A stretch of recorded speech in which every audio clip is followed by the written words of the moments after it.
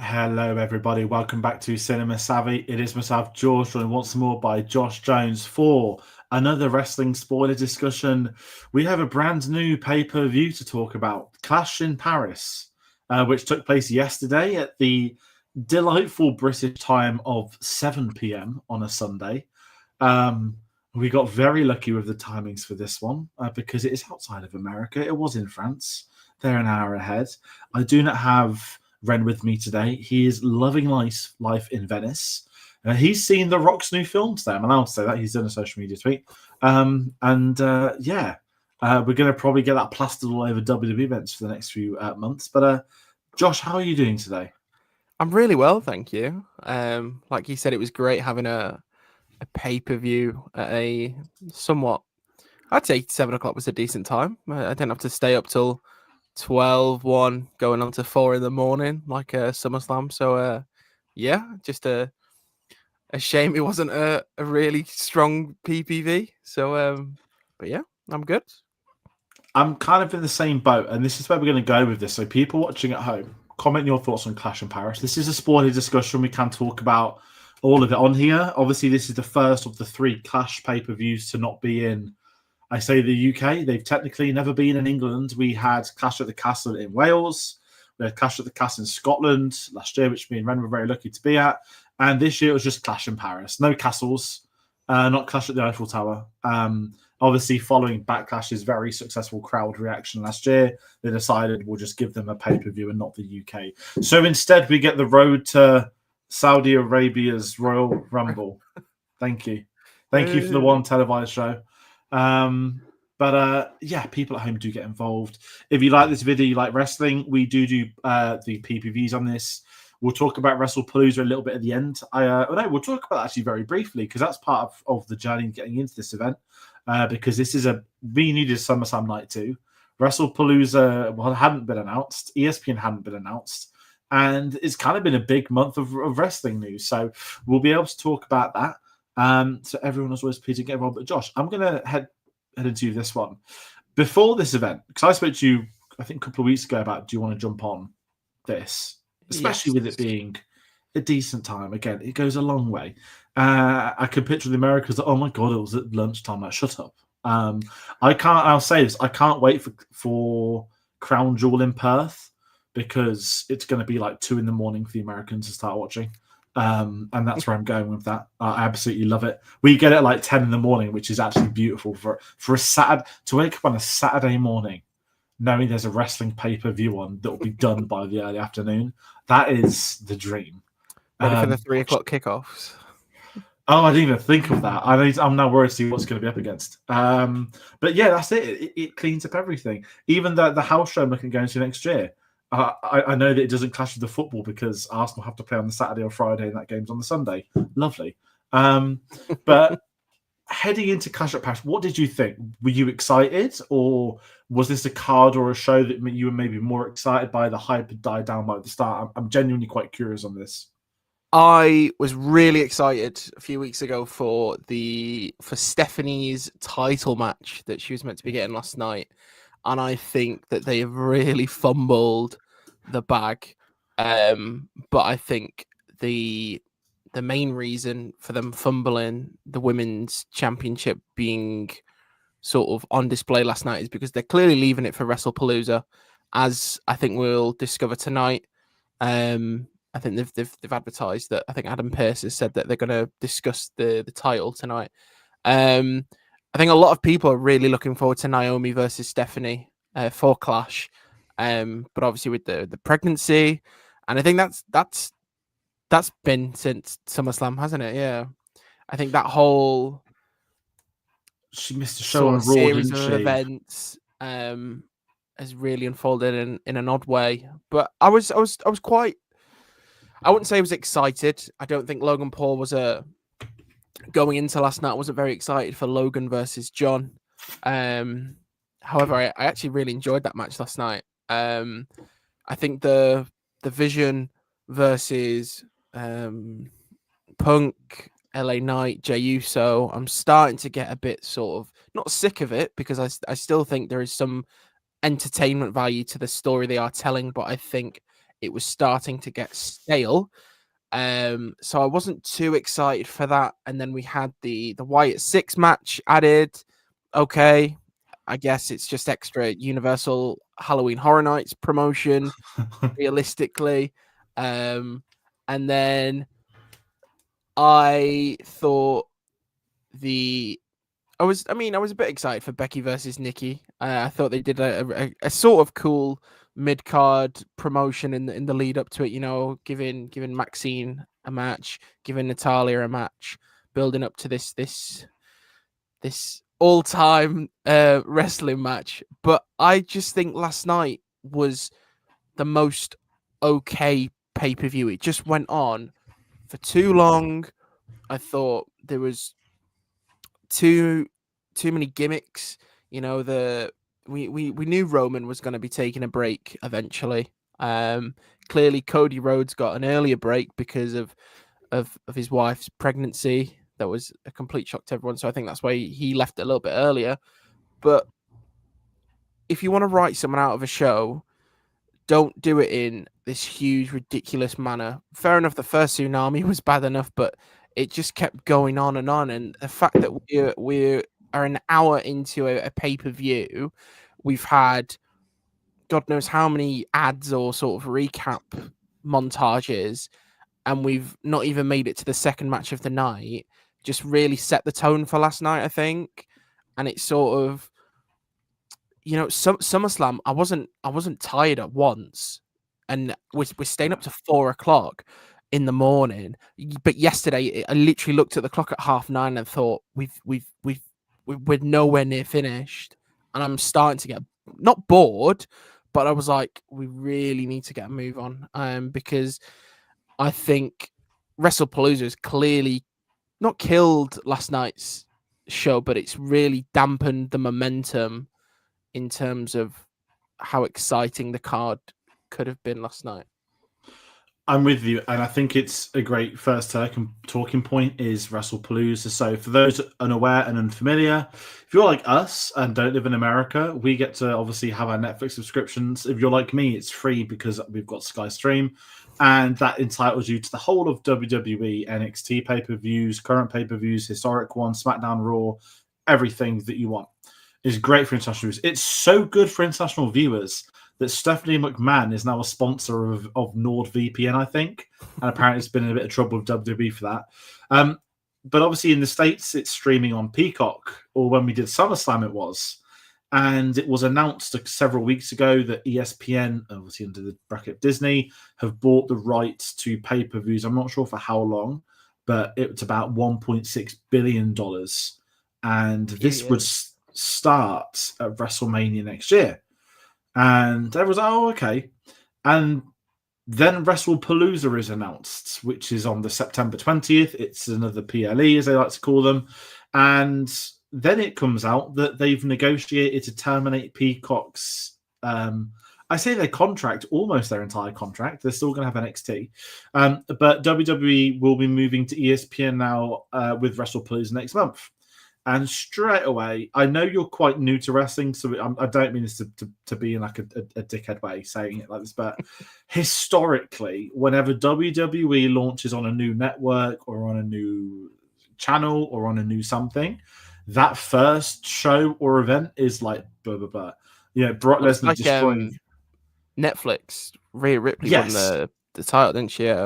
Yeah, they made that Netflix a mini. Oh, Rumble's in February, but we'll do Punk Rollins tonight. We'll do Rhea Ripley winning the title tonight.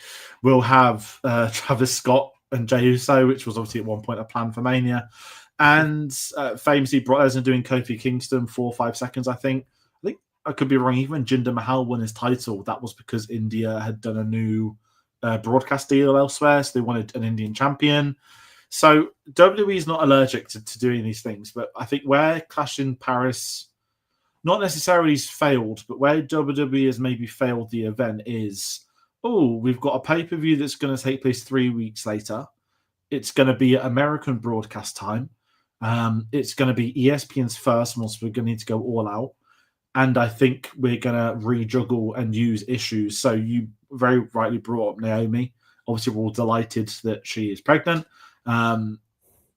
obviously, with that in mind, comes a traditional, there's a vacant championship.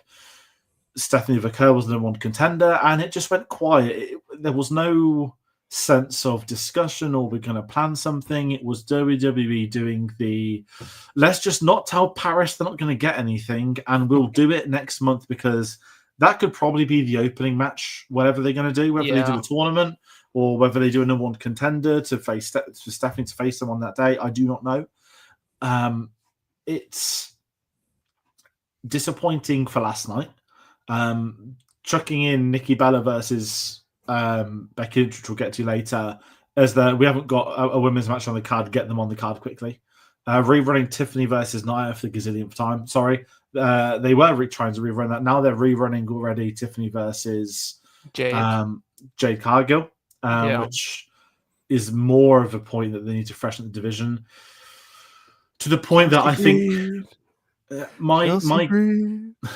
my bet right now, and this is like I should be saying at the end of the episode, I'm going to say it now. My bet is that they do John Cena versus Brock Lesnar at WrestlePalooza, because I thought that is nailed on for Survivor Series. That could be one of the big four. Cena's going to go against Brock for the last time. Obviously, those two's history goes back to OVW.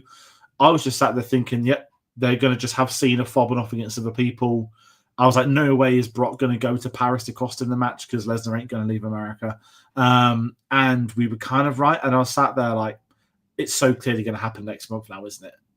They've kept it quiet. And I think WrestlePalooza will be marketed as a big show. And I think Clash in Paris is like a victim of that, which is fair to say.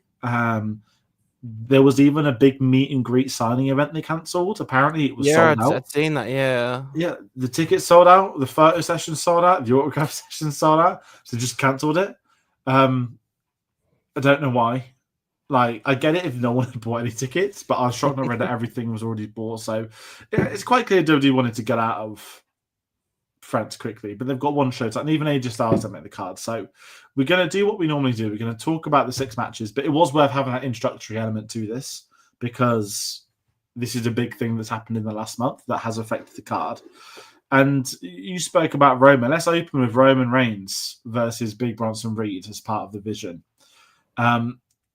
17 minutes into the show, this match started, for anyone that wasn't keeping count of time.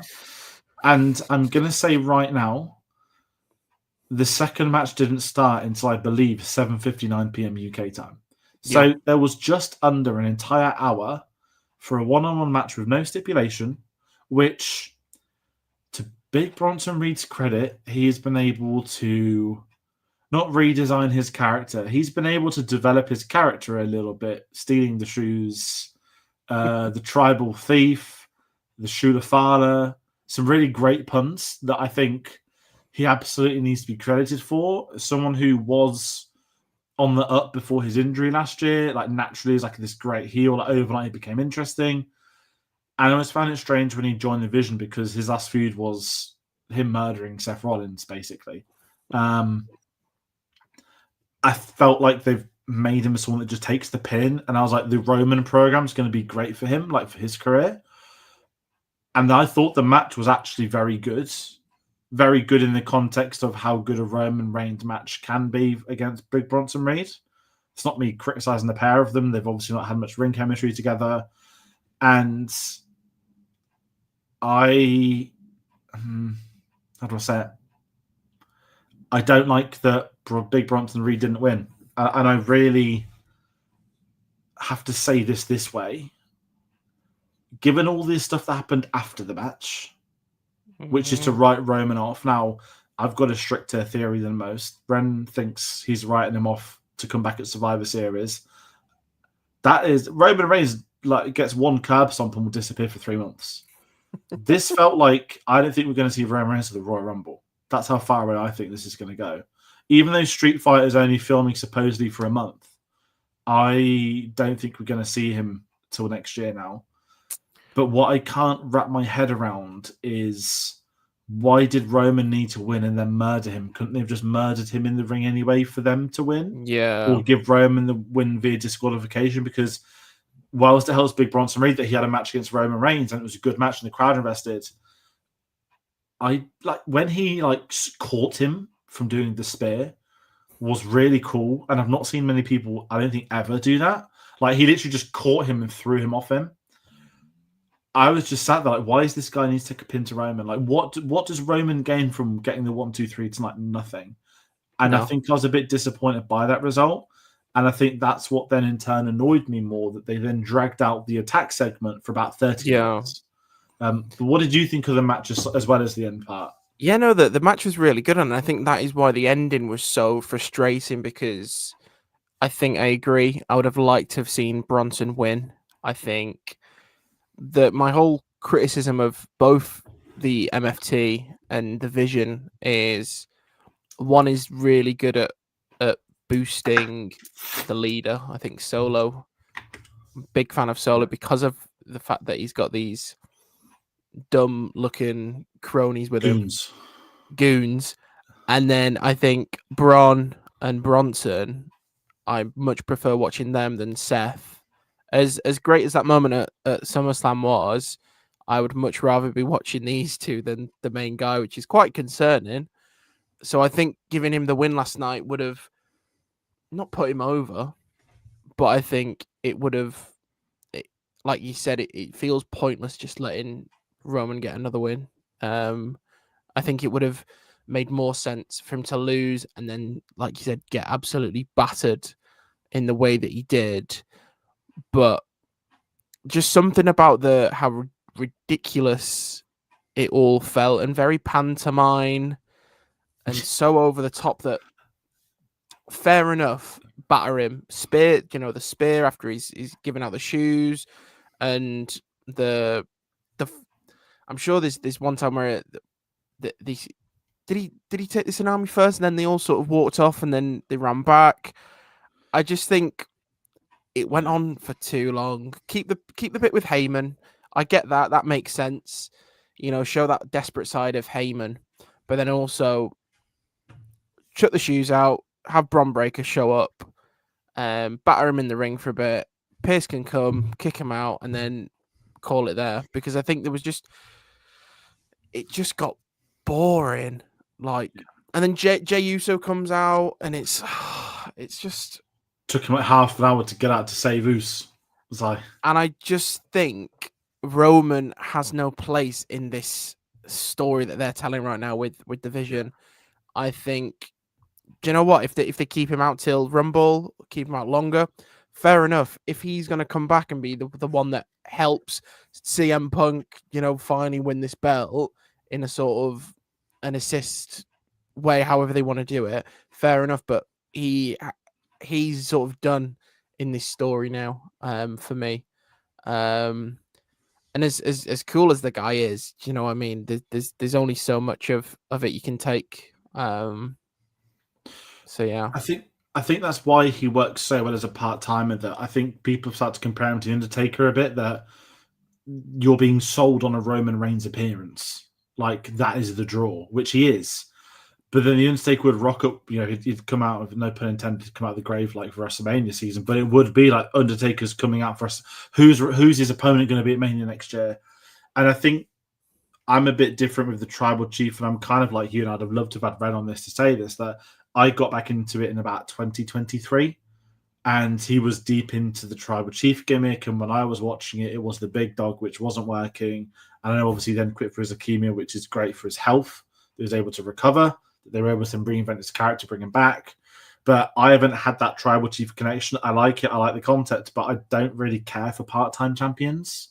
And when he'd come away for like 3 months at a time, come back with a title match, he'd win because someone got involved. I just find that very boring a lot of the time. Yeah. And whilst it did work for WrestleMania 40, I much preferred it this year, where, look, he's in a program with CM Punk and he's in a program with Seth Rollins, and obviously having the other Tribal Chief stuff last year. But even the nickname TC1, I hate it, because they're implying there's going to be a second and a third, which there clearly isn't. And I just think if they don't need to put him in a program, don't. And that's why I like the program they put him in. I was like, I wouldn't have ever seen him go against Big Bronson Reed, but they made something work in the character, and although it's over a pair of shoes, it worked It for what works. wrestling is. It works, Yeah, like yeah. it's stupid and it works, and that's what wrestling is sometimes. And I think that's where I'm a bit disappointed where it went. As you said, like they had to just drag it out across like an hour, everything they did, and even getting to the behind the scenes Adam Pearce. If you two come back tonight, you're suspended. We'll have Seth by himself. Everyone's saying brilliant. Who's going to be the fourth member of the Vision, the fourth rumored member? Is it going to be Ilya Dragunov? Is it going to be Austin Theory? Is it going to be Ricky Starks? Is it going to be this? Is it going to be that? We'll get to that later on. But they'd set it up to have a big reveal at the end of the night by making the Fatal 4-Way the main event and not Cena Paul. But yeah, it's not good first. And I think because it was a good match and it was still enjoyable, just the shenanigans after to bring the other stuff down and the matches that followed. I don't know how long I'm going to talk about this. How do you get over a 1 hour Roman Reigns program? Let's bring out the Wyatt Six, who also have a ridiculously long entrance that goes on for another 10 minutes. Very Wyatt cool, Six, though. It is very cool, and I love their song. Cool. I love the song. And the Street Profits with Borderlands 4 advertising, which, yeah. I put Borderlands at the back of my mind after the film last year. I just thought I'd never have to revisit this ever again in my life. But no, thanks to WWE, we did. What did you think of Wyatt Six v Street Profits? Because personally, for me, I think it was obvious who was going to win. And I didn't really... I love the SmackDown tag division. And I think it's hit the point, like a lot of W's programming, where they need a bit of a shake-up. I think the draft is needed. I think SmackDown seems to get the new tag divisions anyway. But I just think we're in danger of... You know what you spoke about the division, right? It's getting repetitive, having Punk and all the other lot. Yeah. I feel like the tag division's in danger of becoming repetitive without a couple of people going to Raw and a couple coming into SmackDown and switching some stuff around. But your thoughts on the match? It was okay. Like you said, I had an inkling that the Wyatts were going to retain. I think the story they're telling at the minute,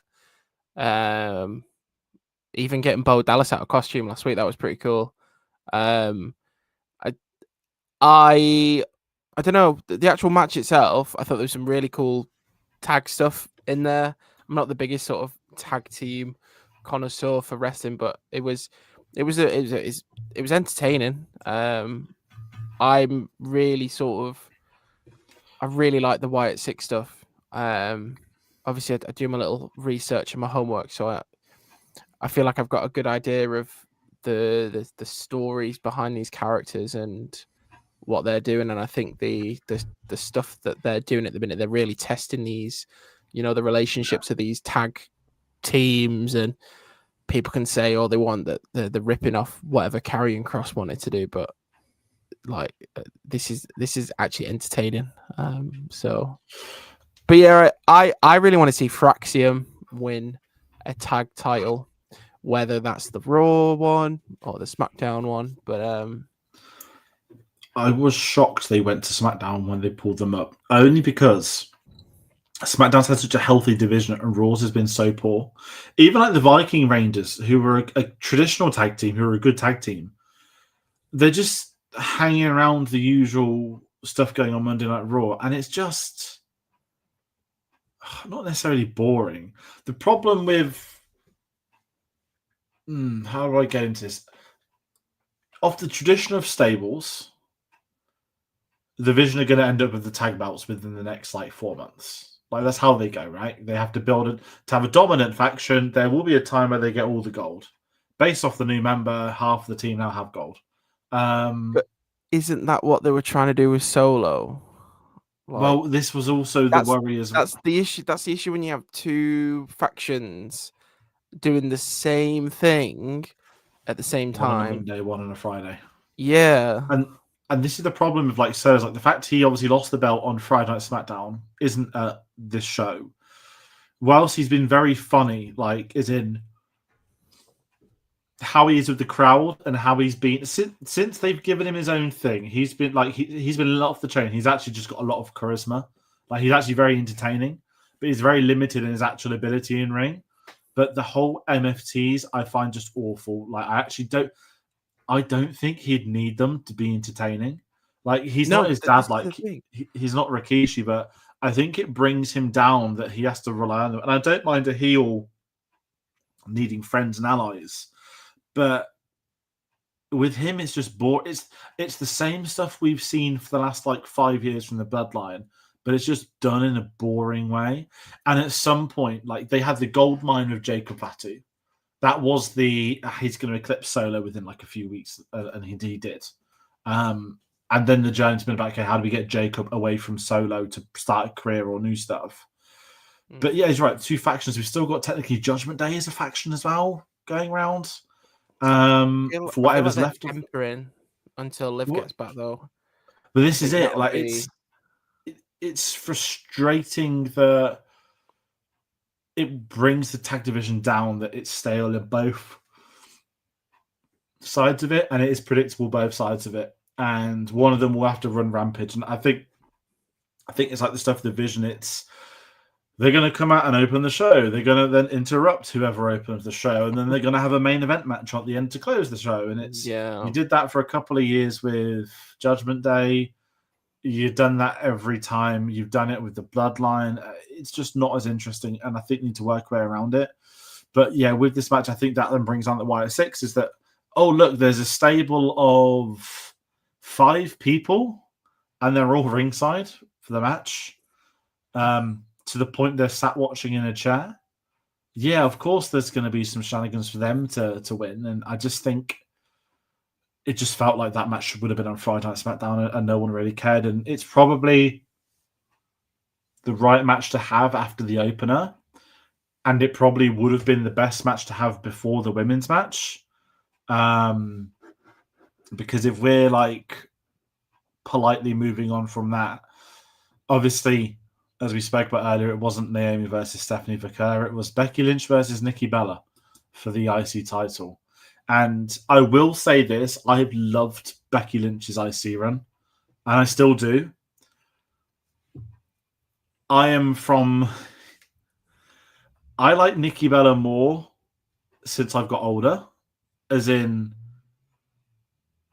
when the Bellas, you could say, were in their prime, women, it was the divas, it wasn't women's wrestling. It was, let's go to the toilet, there's a women's match on, that's the best time to go. You'd be at a Raw taping and like thousands of people would be standing up going to the Lucha of women's wrestling because it was that bad, it was that bitchiness, it wasn't wrestling. You had the odds actual technical wrestler, Natalia and AJ Lee, that were always there to counter it, but they weren't divas. And because they weren't divas, they didn't get to flourish as much. And I will give Nikki Bella credit that I am actually like more interested in her now she's returned. Like, because women's wrestling is not great now. It was great, and they just didn't have the right people programming it. Now there is actual technical women's wrestlers who have been main event stars, who are legends. Putting Nikki Bella in a match with Becky Lynch is only going to end in one way. Yeah. And it doesn't matter how good Becky Lynch is, you can't make someone look good who isn't. And I know a lot of people are sharing botches, a lot of terrible spots. It was not a good match. And I can give them the benefit of the doubt that it wasn't intended to be on the show because it wasn't meant to be a women's championship match. But I don't think we need Nikki Bella to wrestle in the year 2025. Give her the It's Rumble. a shame because she cuts a really good promo. I think I know. The in-ring feud between Becky and Nikki has been entertaining. They are throwing things at each other and it's getting a really good reaction from the crowd. But for them to step in the ring last night and produce the match they did, it was just a shame because it has been an interesting feud, but it was just it obviously I'm not a professional wrestler, but I can say that the match last night was not good. It wasn't good. It's just not. It's not like, oh, you weren't around then. Like, I don't mean it in that way, but it's nothing's changed in a night. And I think when the Rumble pop happened, when she came in at 30 and there was no noise, like, it's so 2010s. And it's, obviously her personal life's a personal life, and she's moved on from like a horrible situation, which is great. And if she wants to go on there, she wants to travel more, great, I respect it again. But it's just not the same. And I mean, we could say swiftly moving on for Becky Lynch. It seemed like that happened approximately 2 hours later, for where her story might be going next, which could be a different conversation down the line. But you are right, she's insane, and she's good on the mic, and there was always a place for her, and it was the whole Total Bellas thing, and John Laurinaitis, her stepdad, who was Vince's right-hand man, helped her boyfriend, eventual fiance being John Cena, definitely helped with opportunity too. Becky Lynch has been great on the mic with her, but I do think it does make me think back to those old days of how bad women's wrestling was. And I think that's why, like, WWE, to their credit, when we've had people like, oh dear me, how have I forgotten her name? When we've had returning legends like Trish Stratus, who could actually wrestle, but were obviously the infancy of women's wrestling at WWE. She's been able to go in the ring with people like Tiffany Stratton or Becky Lynch even last year and had great matches. And it's been that proof that she could always wrestle. She did it in, obviously it's the Attitude Era, it's a different era, but it wasn't the Divas, and she's done it in the modern day and still can, which is a great thing to prove to everyone. Whereas I think Nikki Bella, it's still like the same outfit, the same clothes, the same talk, the same everything. It's like, it just doesn't work. And where that goes, we'll find out in a few, maybe even hours, because I'm sure she's gonna like be around a bit, like as a part-timer now. Like, they'll probably put her in, if they're gonna do a tournament for the women's championship, she'll probably go on like one of the brackets. But I've got to also say this, it's very refreshing for Nikki Bella to be in these title scenes and just not be winning it, because every time it'd be like, I'm the Divas champion, it was always just cringy, because everyone knew why she was made the champion, for family reasons, not anything more. Sorry, that sounds really horrible. I didn't even mean it to sound that bad, but it was like PTSD to how bad it was. Awful. Horrible person. Sexist pig, he says to himself. We will talk about some more women's wrestlers later, though. But let's talk about meat, as we had Rusev versus Sheamus to follow that. Couldn't have got much worse. Listen, it was a no DQ match. I don't know what on earth, what do they call it? Old Jiminy match or some utter nonsense like that. Tried to make some Irish and European, didn't they? Adam Pearce shouted it at one point, and it's a no DQ match. They just try to change the title of it. Completely wrong thing. Donegal. Good old Donnybrook. Good old Donnybrook fight. I love this because I still love Sheamus. I'll always like Sheamus, even when he's like the squid person from Futurama. Rusev is a really weird one that I'm glad he's back at WWE. He wasn't used well at AEW, but also he's one of them wrestlers that his first run was so good at WWE. So I don't know if you'd have known this or if you've seen much, but when he came through as like the Bulgarian type Ivan Drago, I am European, I hate you all, this is my country, I'm going to take the US championship and make it mine. Very Rocky IV. And he had the belt for months, and he was great with it. John Cena dropped down to do mid-card belts, and John Cena v. Rusev at WrestleMania, and Cena beat Rusev, which was actually perfect. And that WrestleMania, Rusev turned up in a tank for his entrance. Like, they'd really nailed the whole Rocky IV thing. But I don't think his character ever recovered from that, because it was so great early. You can't then really do much about the crazy European, like dictator type thing after. Sort of peaks a bit too soon. Yeah, that's it. And it was all, and it's memorable, and so many people remember it. And obviously he's a bit older now. I think it was Myro back at AEW, and he was good there, but again, he wanted to get out like many of them did. And there is a place for him at WWE, but he's never going to get past the mid card. Yeah. But I loved just the spot. This was like a spot fest. Like, okay, you've had a really long first match. You've had a pretty average tag. You've had an awful women's match. Now we just want some ridiculous spots. We want people just to beat the shit into each other. It delivered everything it needed to. And to be fair, there were some really cool spots in this. There's been some funny memes when Russo's moving like the wooden like cabinet. It's like when you're moving furniture at home by yourself, and it's him like screaming while he's trying to move it. I loved this. These are the kind of matches where I have a lot of fun, and there is fun in person. But what did you think? I want to know what you think of this one, and maybe your thoughts on Rusev actually, with you being a bit newer for him as well. I thought for the whole match, I just thought Sheamus was gonna win. I think maybe that was from bias. I've enjoyed this feud. I think it's gone on. When did they start it? Because it was I think Sheamus interfered with like some backstage conflict with what's the guy from Alpha Academy? Which one? Chad Gable before his injury, or are we talking the other two? The Creed brothers. It was one of them. It was one of them anyway, and I think that's how it all stemmed out. It's been a good feud. It's like a really good mid card feud. The match was okay.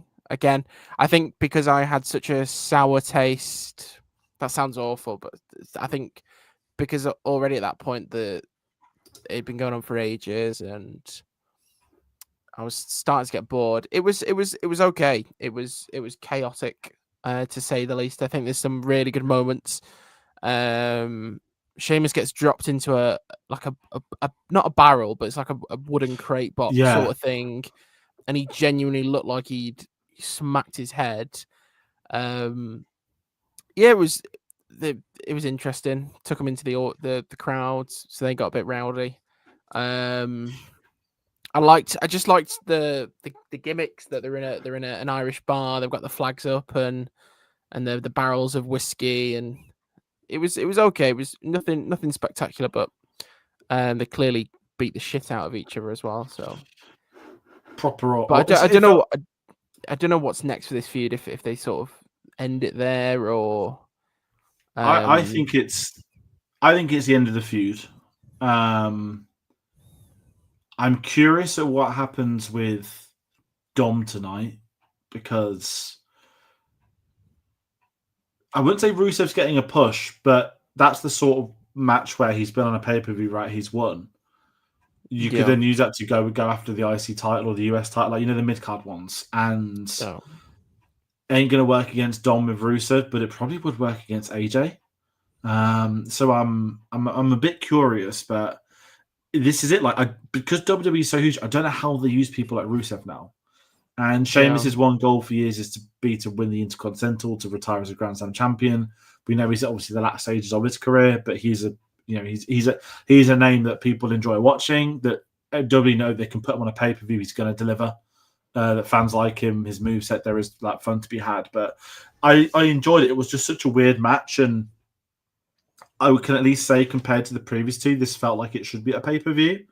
Whilst it was a stipulation, whilst it's not the most demanding card on the night, it was a fun one that gives the people something to cheer about. It gives you some good spots, reminds you what you're there for, and then you can move from that into the more main event scenes, I guess we can say, because following this, we had John Cena versus Logan Paul, which many months ago was the fear of this being John Cena's final WrestleMania match. I'm so glad it wasn't. And I will say this. The face turn then did not surprise me that Logan Paul would get Cena. Now, Cena has once again gone on record to say he doesn't pick his opponents, but he had a tag match with Logan Paul early this year. He's had a few other things. Obviously, he's in the Elimination Chamber. He's in the Rumble too. John Cena and Logan Paul, it's out the way now. It's done. It's history. I will always say and give Ren credit for this. The thing he hates most about Logan Paul is that he's a great wrestler.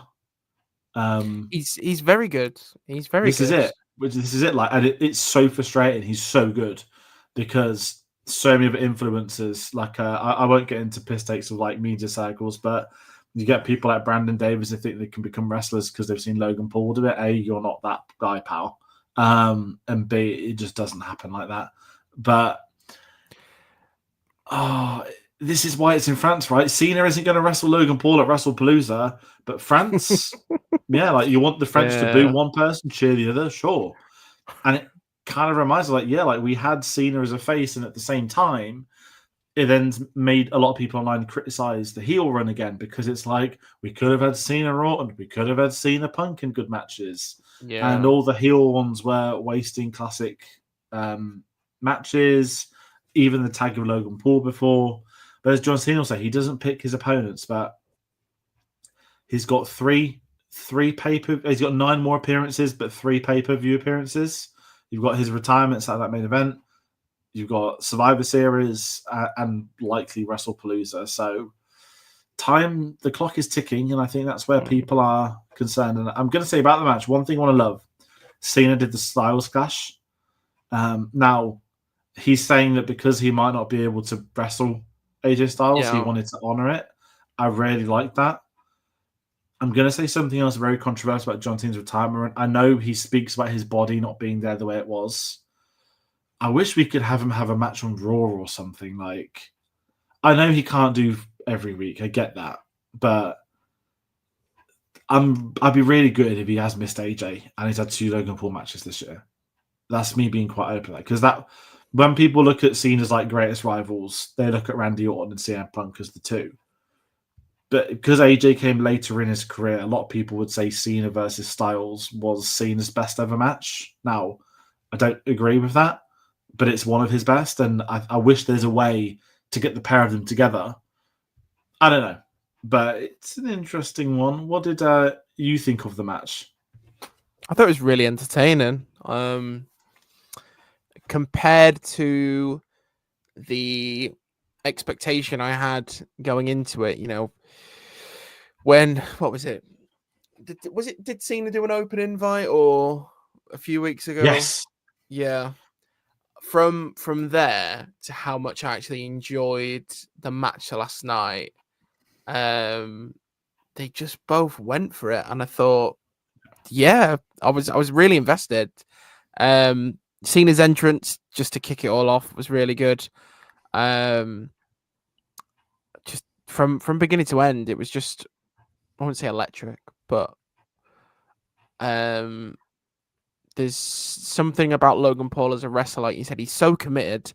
He is so, and as intolerable as a person he is, as an entertainer, you can clearly see how much this means to him. He is, I won't call him a businessman. Do you know what? He's made a few energy drinks, but even then, he's so committed to that. He has built up that brand alongside KSI to be the name it is. It's on the what do they call them? It was the first ever ring sponsor for a year. Yeah, so it's on the ring. It's by the side. It's on the little barricades, little water bottle stand. Yeah, in the ring on the post. There's 3 of them. Turnbuckle, yeah, it's on the turnbuckles. He's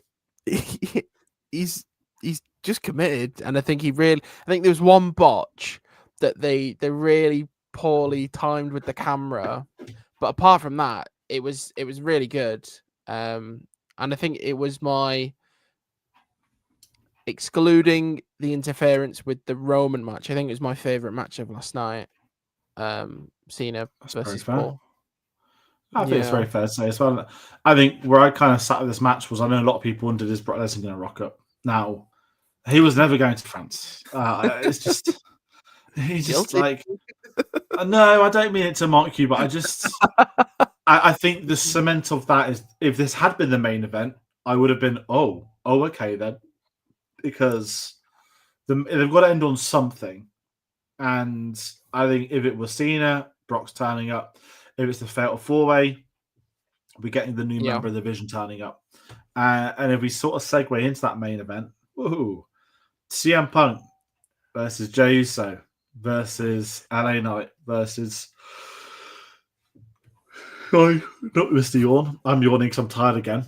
Seth Rollins for the World Heavyweight Championship. I wasn't disappointed by this match, but I did not think it was that memorable, which No. I think is worse. It kind of was. I tired from the first 3 hours? Yeah. Because normally the B tier PPVs run 3 hours for 6 matches, but no, we got the 1 hour opening. This just felt. I missed a table spot and had to rewind. I don't know how I missed it. I wasn't asleep. Like my brain couldn't function and remember things. And I think because I was so fixated upon who is going to be the next member of the Vision, who's it going to be? When are they going to turn up? How is it going to be done? I think having that in my mind made me not caring. Even like, and this is what annoys me, like interviewing Seth directly before and being like, I always 2 steps ahead. You didn't need to do that interview because then everyone sat there once again thinking, who's going to be the 4th member? Who's going to turn up? And without jumping too far to the end, I love the fact that CM Punk got fucked over again. They are really building him up through, ironically, the story we all thought John Cena would have this year, the impossible mountain to climb of becoming, the WWE champion.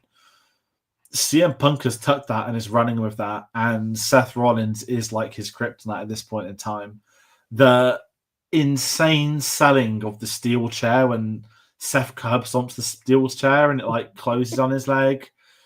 The first go to sleep, bouncing off the ropes into the second go to sleep. I was like, oh my word, like this is going to end badly for CM Punk.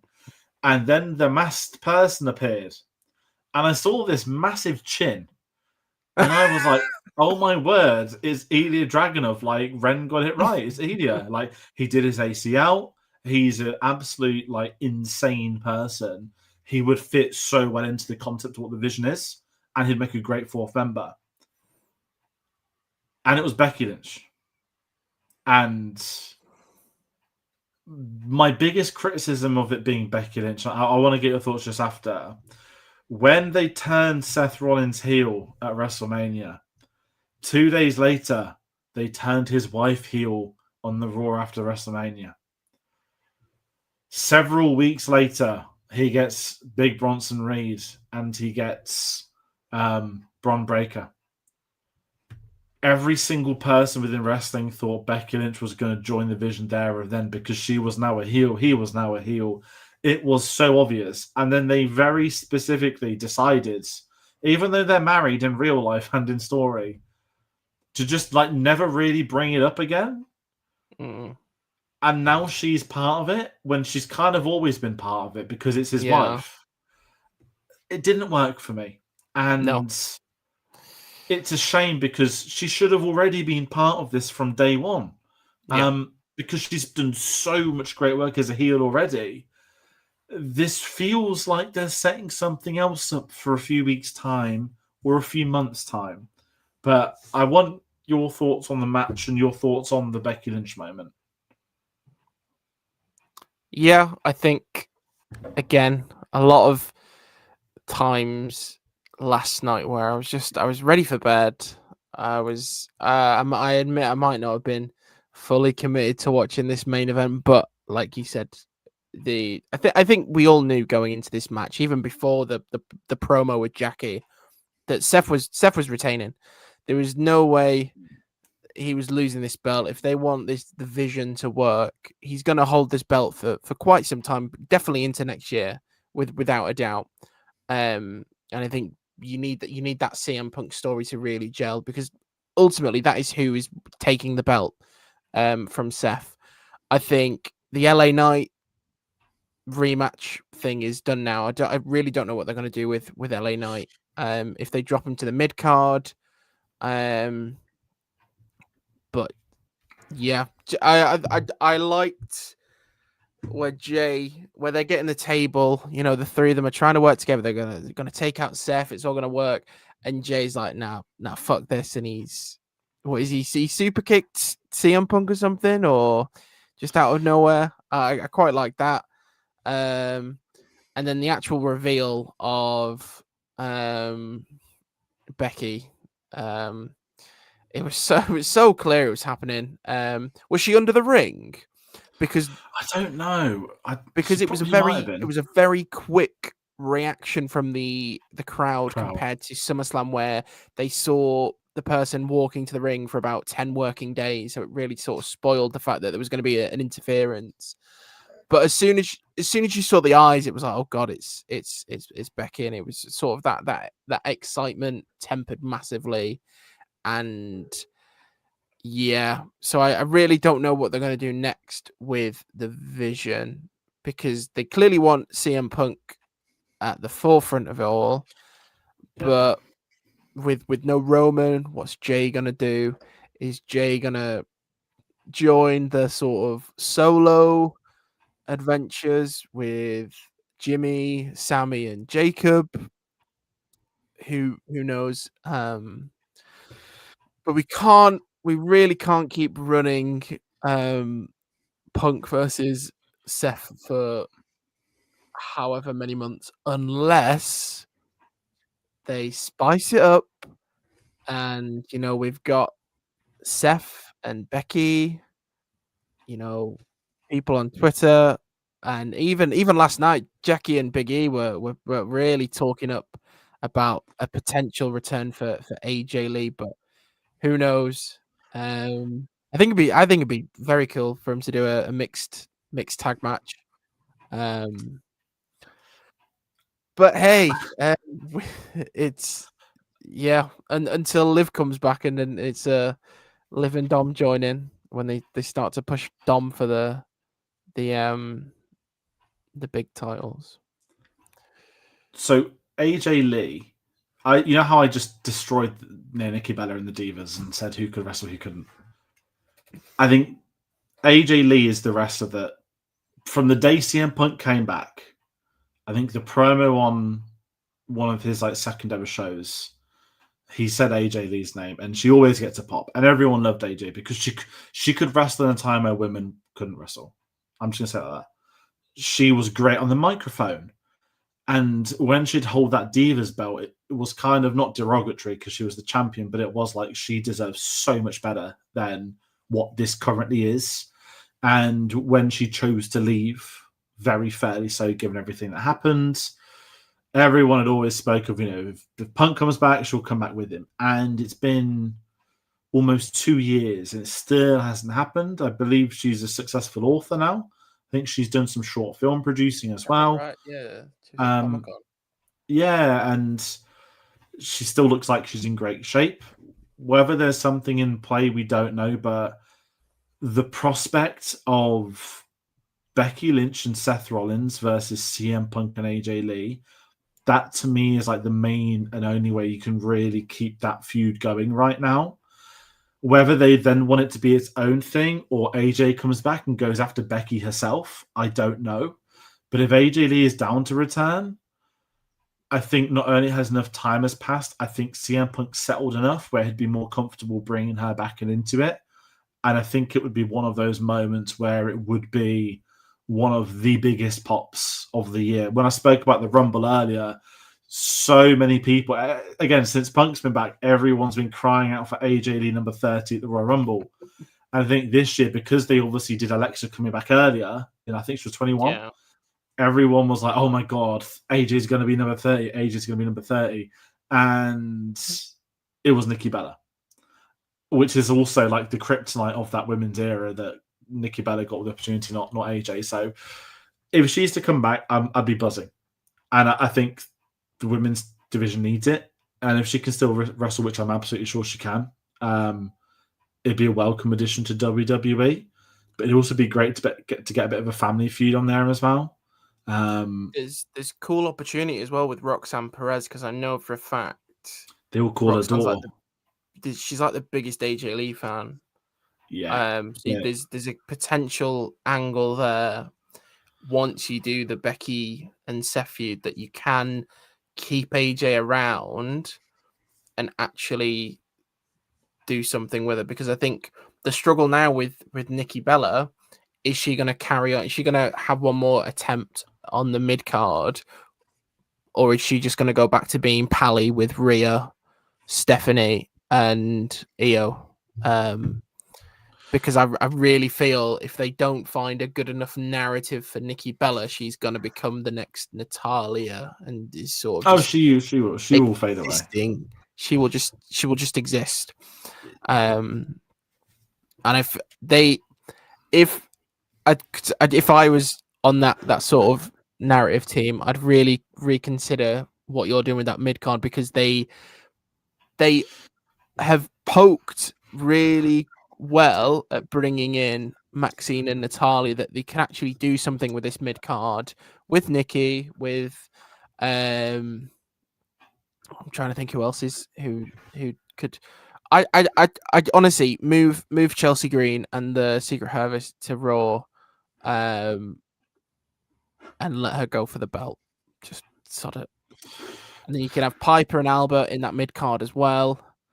Rather than running the tag sort of gimmick again, have them try and have Chelsea hold the main belt and have one of those two on the IC title. Could be cool. I don't know. I'm just really pushing my Chelsea Green agenda.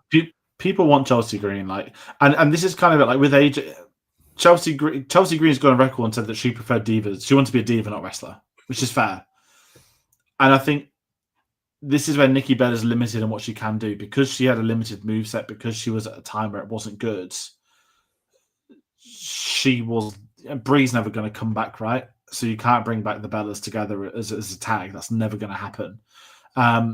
It was part of the whole TV show, the reality show, all that stuff. Whereas AJ, because she could wrestle, if she came back and if she still got it, I'm telling you, everyone in that locker room is going to want to wrestle her. Rhea Ripley want a program with her.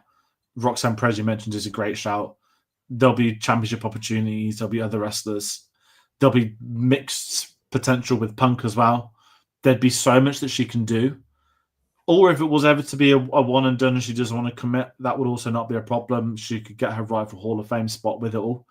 I just think modern women's wrestling has really, and I don't mean this on nasty again, because I respect Nikki Bella for coming back and giving it a go, but I think the modern wrestling has exposed truthfully how terrible it was those years ago.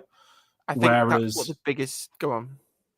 I was just going to say, whereas AJ will go the opposite. It will prove that she was always the best of them and didn't get the people around her and didn't get the opportunities, which, it's a weird one, isn't it? There's a lot to think. For all we know, 6 hours' time, she could be back. 6 weeks' time, she's... The pop is going to be... I mean, even the Punk... even the Punk storyline with Drew last year, the AJ Lee bracelet with the dog as well. Like she's been a part of him coming back, just not in person. And I think he said it a few promos that AJ says hi, the people are screaming whenever he says that. Yeah. And then it's like I get told off for saying that. But I think it was always gonna. Well, I'm not saying it was always gonna happen. It needs to happen. But should there be a return ready? That's it. And if it's not now, and it's down the line, Royal Rumble number 30 or number 1, like just something outrageous. But when and if she feels comfortable in coming back, I think everyone wins. Because you're right, the women's midcard needs it really badly, particularly Raw. Like SmackDown's main event women's scene is all over the place.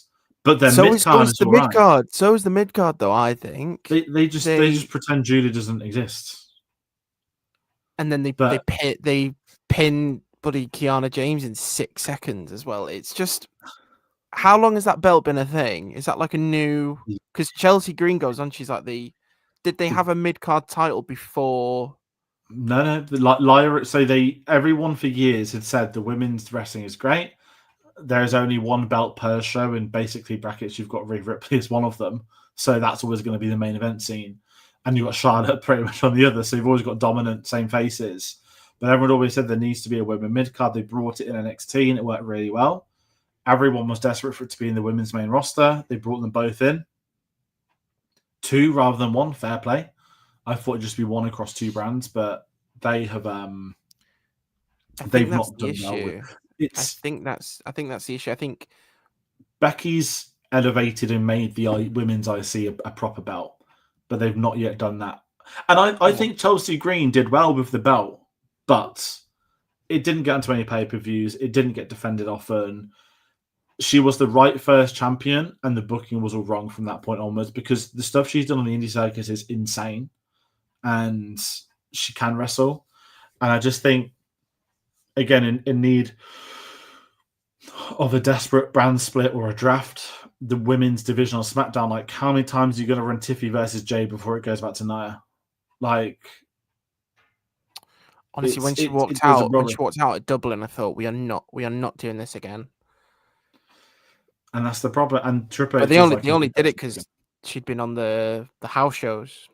Yeah, and that's fair enough. Yeah. But it's still tricky. Like, yeah, they've got there's some call-ups that are going to happen. I think when Sol Ruka goes up, that's going to be a big one. But even having Julia in, obviously Stephanie Vicker, who, if I'm honest, I don't think is ready. I think the Naomi thing, and it's lovely news because it's a pregnancy, right? It's not an injury. The Naomi thing has sort of screwed them. Because she had completely reevaluated the whole women's wrestling division, and she was on, I think, the best character run of her life. But she's got one better. She's got a kid on the way, and I think they don't know what to do now either, because everything's so integral to Naomi. No, I don't think. I don't see them, and I think that's why this fight now, I don't see them doing a one-on-one. I think it will at least be a triple threat, or there'll be some form of stipulation to make it a bit more exciting. But I don't see Stephanie winning, which is such a shame. But she's not wrestled in like a month. Yeah. I think because they don't know what to do. Yeah, it's a shame really, because she came in having been like a double title holder in NXT and all this hype. And then she lost to JC Jane. It was like this huge shock. And then she got promoted. And then, yeah, it's an awkward one. But I guess we'll find out in the coming hours, days, and weeks. 45 minutes, hopefully, we find out. Oh my god, I'm so stupid. I forgot it's in France. Christ, that's my bad. I was sat there, I think because on like Tiffany's Instagram, she's already back in America, and loads of them have literally gone back to America straight away. I was in my brain. I'm pretty sure I saw Chicago's got a show soon. I need to double check that. Chelsea Green must be so jet lagged. She flew to Dublin. She flew back for NXT Heatwave. Then she flew to do. I think there was another. I don't think she did the house shows, but she was somewhere. Oh, else. Sorry to jump in. You ready for this? Yeah. SmackDown's in Chicago this Friday. There's no way Punk and no, ignore me. I'm getting carried away. Are they advertising Brock? Yeah. They're advertising on Friday the 12th of September. There is a SmackDown with Brock Lesnar's face. No, he's advertised. Ignore me. On the 12th of September, Brock's been advertised for SmackDown. I don't know how recently that came into play. It's been on there for a while. Oh, maybe it is then. Why is that Chicago thing disappeared? Sorry, maybe I reckon he shows up. He shows up Friday the 12th. Cena's in. So this SmackDown's in Chicago on Friday. It'll be John Cena's last ever SmackDown in Chicago.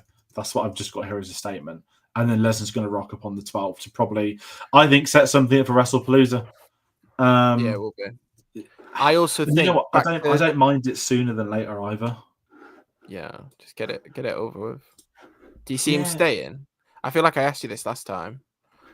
No, I think he is really dead set on going, and I really do respect Lesnar, not Cena. Oh, sorry, I thought you meant Cena staying as in past. Sorry, some people have been like they want Cena to stay to Mania because how bad the heel turn was. I was like, nah, like the guy is in demand. It's been done. It's been done. We can't change the past. Do I see Brock staying? Yes, I do. The context of how Brock Royal Rumble appearance, probably. It's tricky to talk about Brock because of the legal stuff, if I'm totally honest. It's still a bit up in the air for me. if I could fantasy book Brock, 2 matches, 3 matches, 4. I could look at Brock, right? One of CM Punk's best ever matches was against Brock. And that was basically a custody of Paul Heyman type match.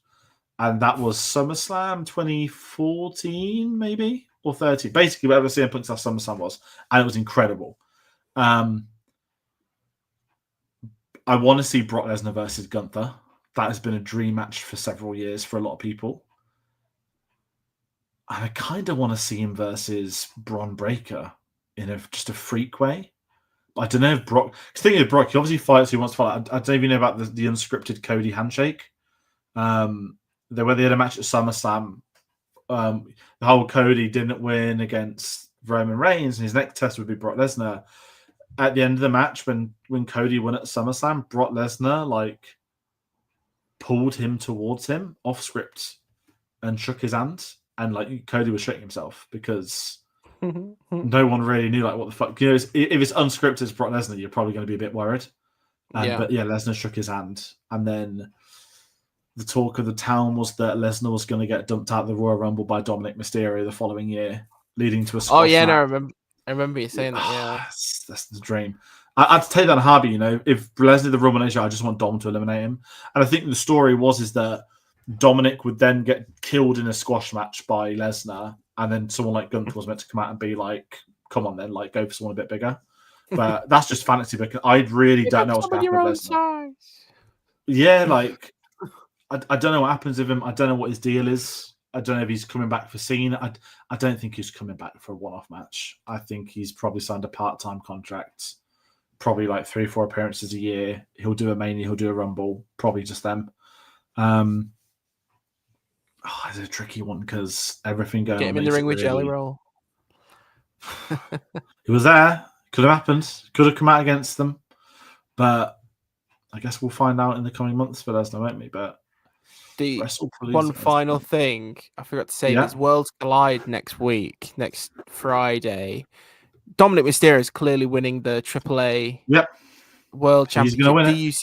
Do you see him retaining tonight and being a double belt holder? I think AJ is going to win tonight, and they're going to leave Paris with AJ chanting because of that song. And then I think Dom's going to obviously take that belt, run with it for a bit, and then he'll come back. Not necessarily the main event scene, but he will come back. Not time off, but he will be around, if that makes sense. Yeah. He's been at the forefront for a bit. Yeah, and this is what I think his trajectory, everyone was loving. I was loving Dom, and I think collectively at WrestleMania, that was when they realized, hold on, every single person in attendance at these stadiums wants Dom to win. Yeah, and I think that's where they've realized, not necessarily main event, but I think it's more of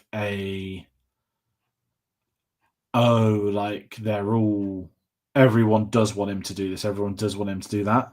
I think that's, if that makes sense, that's where I'm at with it. Does that make any sense at all? Yeah, no, yeah. Just stick a rocket on him. Honestly, he's such an entertaining wrestler.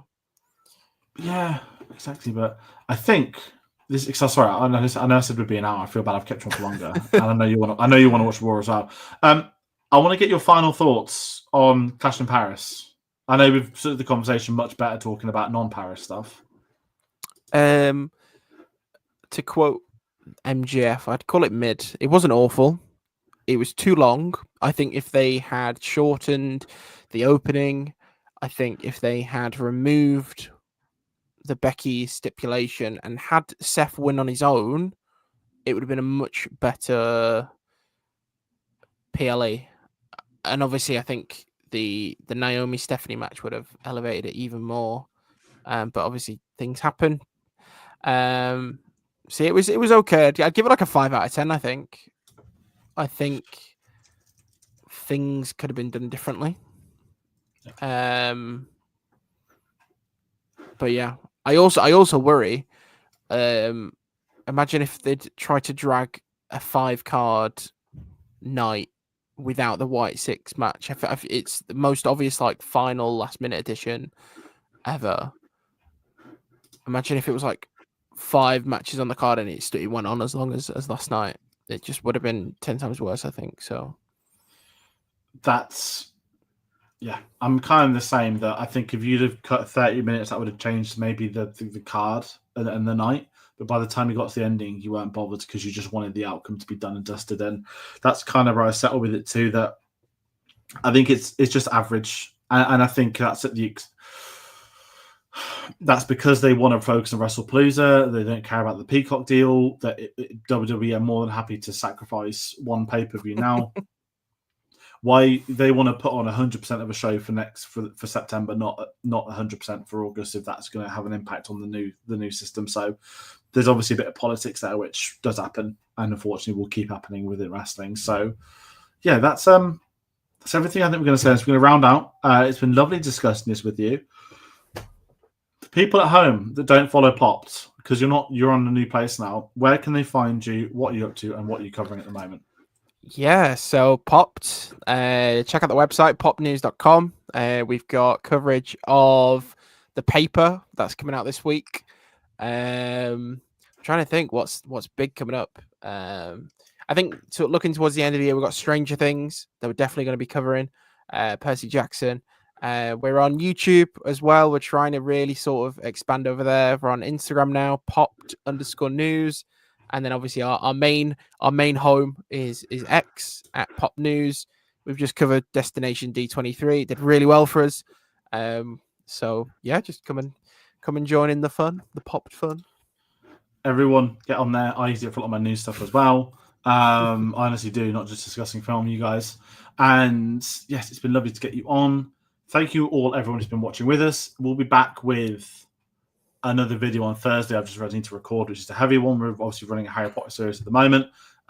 We'll be talking about the Half-Blood Prince and how that should be adapted for the HBO TV series. I was going to do a video on the announcement today, but I just don't think I need to. I don't think today's announcements were what I thought we'd get for the series. I know it's not going to come out for another 18 months, but still, they're filming it as the whole May the 4th thing. I just thought they might have done a photo or something a bit more than just Warwick Davis is back. Yeah, that is me rounding out. Once again, thank you all so much for watching. Take care, and we'll see you on the next one.